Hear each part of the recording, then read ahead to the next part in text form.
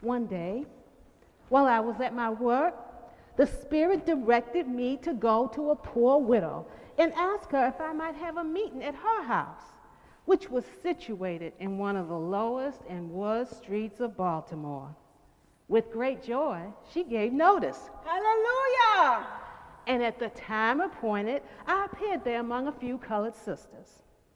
When they had all prayed, they called upon me to close the meeting. And I felt an impression I must say a few words. And while I was speaking, the house seemed filled with light. And when I was about to close the meeting, a man came in. It proved to be a watchman. The sisters became so frightened they all went away except the one who lived in the house and an old woman. They both appeared to be much frightened, fearing they should receive some personal injury or else be put out of the house. A feeling of weakness came over me for a short time, but I soon grew warm and courageous in the spirit. The man then said to me, I have been sent here to end this meeting. Complaint has been made that the people around here can't sleep for all the racket. I replied, a good racket is better than a bad racket. How do they sleep when the ungodly are dancing and fiddling till midnight? Why are they not molested by the watchman? Speaking several more words to this amount, he turned pale and trembled and begged my pardon. Sorry, ma'am. Acknowledging that it was not his wish to interrupt us and that he would never again disturb a religious assembly.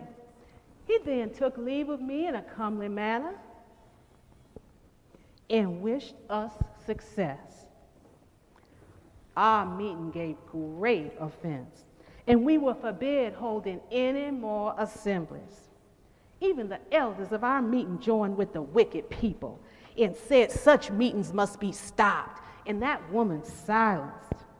But I was not afraid of any of them and continued to go and burnt with a zeal not my own.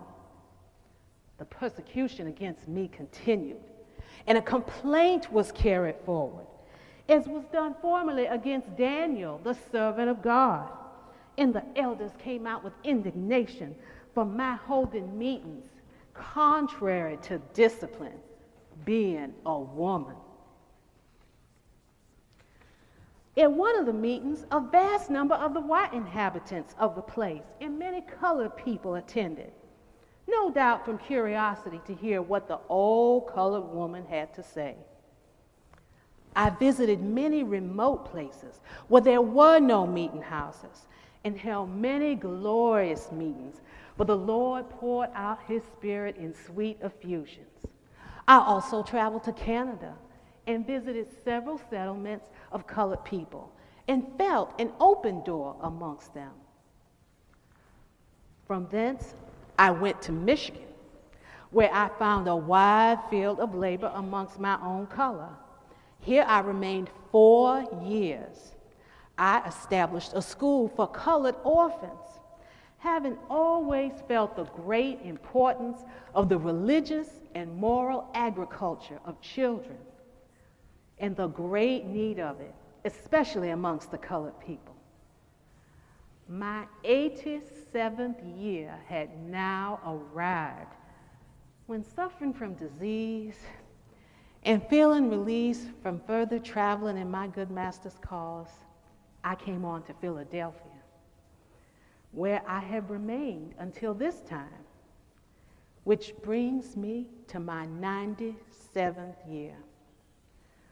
When I went forth, it was without purse or script, and I have come through great tribulation and temptation, not by any might of my own, for I feel that I am as but dust and ashes before my almighty helper, who has, according to his promise, been with me and sustained me through all, and gives me now firm faith that he will be with me to the end, and in his own good time receive me into his everlasting rest.